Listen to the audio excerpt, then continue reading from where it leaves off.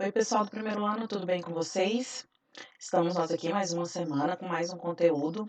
Esse vai ser o nosso último conteúdo para a gente finalizar essa parte e onde nós faremos uma avaliação na semana que vem, tá? Então, fiquem preparados. Vou tentar fazer uma revisão com vocês essa semana. As atividades estejam todas prontas, que eu quero todas elas essa semana, tá? Hoje nós vamos falar sobre a nossa última temática, que vai ser sobre projeções cartográficas. O que são projeções cartográficas, né? É uma técnica, existem mais de uma, na verdade, para tentar transformar o que é esférico em um plano. Isso é um problema? Isso é um problema. Por que isso é um problema? Porque quando ocorre essa transformação, vão haver distorções, porque vai haver necessidade de preenchimento de espaço que ficará em aberto. E aí, por que a gente fala que isso é um problema? Porque isso vai acabar causando distorções, a gente vai entender isso melhor no decorrer da aula, e essas distorções podem acabar modificando as informações que vêm no meu mapa. Então, a gente vai entender como que isso funciona, tá bom? Então, vamos lá? Bom, o que é projeção? Então, são sistemas de coordenadas geográficas construídas por meridianos, semicírculos, imaginários, traçados de um polo da Terra a outro, a gente já falou sobre isso. Paralelos, linhas imaginárias, né? Paralelas à linha do Equador, sobre os quais pode ser representada a superfície esférica da Terra. Então, olha o que ele continua falando aqui para a gente. Ó. Isso quer dizer que a superfície esférica do planeta é, portanto, planificada por meio de desenho, dando origem a um mapa. Então, a Terra, a gente sabe que o formato dela é esférico. Quando tem esse formato esférico, quando a gente olha o mapa, aquilo que é esférico foi transformado num plano. Isso parece muito simples quando a gente olha o mapa lá no livro, no papel, ou até mesmo na tela do computador, mas isso não é tão simples assim. Existe uma série de problemas que precisam ser resolvidos nesse processo de transformação. Então, a construção desse sistema é feita mediante relações matemáticas e geométricas. A gente não vai fazer essas relações, não vai fazer cálculo, a gente só vai entender como isso acontece. Então, a projeção é a transformação daquilo que é esférico num plano e todos os problemas que serão causados através disso. Existem diferentes tipos de projeções. Aqui nós vamos tratar detalhadamente de três e depois eu vou deixar para a atividade de vocês pesquisarem outras, tá? Para vocês entenderem as diferenças, tá? Então, olha aqui, quais são as três principais? Nós temos a projeção cilíndrica, a projeção azimutal e a projeção cônica. Cada uma tem uma forma diferente de você fazer a transformação do plano para o esférico, ou do esférico para o plano, certo? E a gente vai ver que cada uma delas tem pontos positivos e negativos de cada um. Então vamos lá, vamos entender. Então a primeira que nós vamos falar é da projeção cilíndrica, talvez a mais conhecida de todas. Então o que seria a projeção cilíndrica? Né? A projeção cilíndrica refere-se à representação da superfície esférica da Terra em um plano utilizado como base um cilindro, tá? Que envolve todo o globo. Nessa projeção, as coordenadas geográficas, os paralelos e meridianos, são representados por linhas retas que se encontram em ângulos retos. Então, olha o que seria. É como se eu pegasse um cilindro, todo mundo sabe o que é um cilindro, certo? E envolvesse ele na Terra. Aquilo que fosse refletido nesse cilindro se tornaria a minha projeção. Então, essa é a minha projeção cilíndrica. Certo? Tudo lindo, tudo certo? Mais ou menos.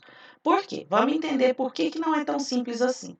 Quando eu faço esse processo, eu uso essa técnica, a gente precisa entender que vai haver distorção. O que é a distorção? Vai ser o preenchimento de espaços que ficariam vazios, porque quando eu pego algo que é esférico e transformo num plano, ele não vai ficar totalmente igual.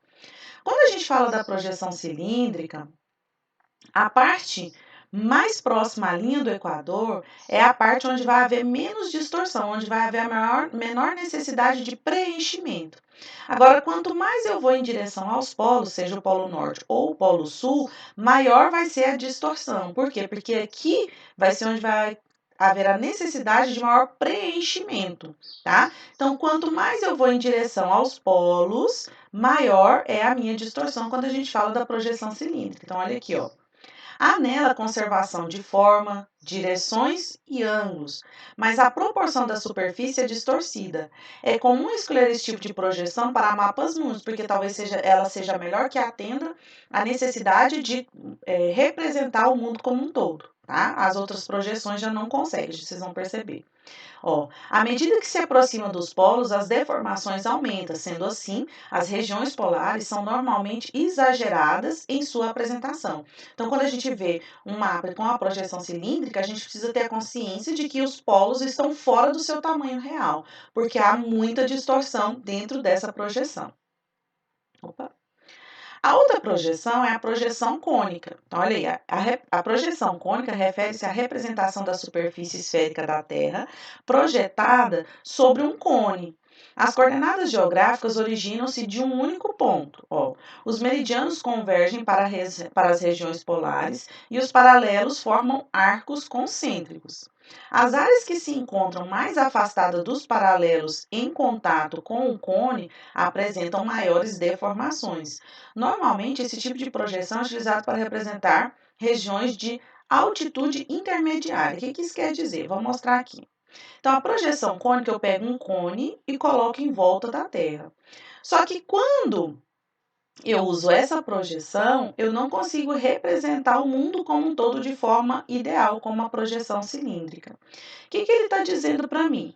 Nesse tipo de projeção, as latitudes médias, que são essas daqui, ó, que são principalmente próximas aos trópicos, tanto de Câncer quanto de Capricórnio, vai depender de qual vai ser o hemisfério representado, ou norte ou sul, vai ser a região com a menor distorção. Então, essa parte aqui é a parte com a menor distorção. Quanto mais eu me afasto dela, tanto indo em direção ao polo, quanto indo em direção à linha do Equador, que vai ficar aqui, né, que é a linha do Equador, então, essa região central, essa região do meio aqui, de onde foi projetado o meu mapa, de onde foi projetado o meu cone, é que vai ser a parte menos distorcida quando eu utilizo a projeção cônica, tá?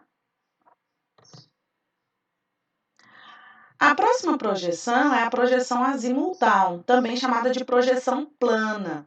Refere-se à representação da superfície esférica da Terra sobre uma superfície plana tocante ao globo. Então, aqui, ó, as coordenadas geográficas nesse tipo de projeção formam círculos concêntricos. É utilizada para representar qualquer ponto da Terra, sendo mais comum a representação das regiões polares, ou seja, as áreas menores do globo. É classificada em três tipos: polar, equatorial e oblíqua. Então, olhem aqui, nós temos a Terra.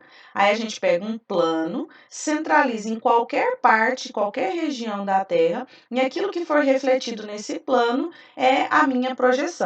Porque essa é a projeção melhor para representar os polos. Por quê? Porque eu posso simplesmente centralizar o plano aqui no Polo Norte ou no Polo Sul e vou ter uma representação mais fiel dos polos. Porque nós vimos que tanto a projeção cônica quanto a projeção cilíndrica distorcem muito os polos. Já a projeção plana é a melhor projeção para ser utilizada para representar os polos. Mas não quer dizer que ela só sirva para representar os polos, porque eu posso também centralizar em qualquer ponto da Terra e poder fazer o meu mapa. Essa projeção, quando você não precisa fazer um mapa mundi, por exemplo, ela é uma das melhores projeções. Quanto mais ao centro da minha projeção, aqui ó, quanto mais ao centro, menor a minha distorção. Conforme eu vou me afastando do centro, maior serão as minhas distorções. Então, essa projeção, quando você quer representar só uma parte do globo, fazer um mapa, por exemplo, de um estado, de um país de forma específica, é a melhor projeção. Por que é a melhor?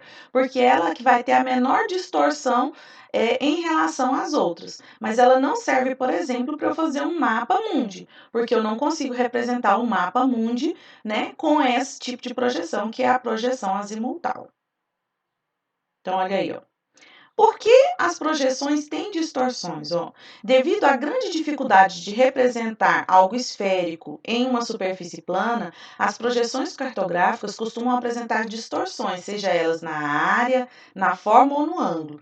Assim, cada projeção entre as centenas existentes prioriza algum aspecto em sua representação e nunca estará livre de distorções, portanto, não representará fielmente a superfície terrestre. Por isso que a gente fala que um mapa é uma representação, ele não é. Por quê? Porque vai haver mudança, vai haver distorção. Então, o que está querendo dizer aqui? Que qualquer projeção que você escolha para construir o mapa vai ter distorção, independente, qualquer uma. A questão é você saber para que é o meu mapa. Se eu quero um mapa para cálculo de distância, se eu quero um mapa para localização. Então, dependendo da minha escolha, de qual é o objetivo do meu mapa, eu escolho qual é a projeção ideal que eu vou utilizar na construção. Então, a gente faz uma escolha. Por isso que é super importante a questão da projeção. Todas terão distorções. O importante é você entender qual a distorção que vai menos prejudicar o objetivo do seu mapa. Bom, existem diferentes tipos de projeção, né? Por superfície de contato, por propriedade, por posição na superfície da projeção ou método de elaboração do traçado. Então, você pode escolher qualquer um desses tipos de projeção para a construção, né, para a transformação do esférico no plano. Aqui nós vamos destacar só a questão da propriedade desse tipo de projeção, porque ela vai resultar em diferentes tipos de projeções que vocês depois vão pesquisar um pouquinho sobre isso. Então, olhem aqui.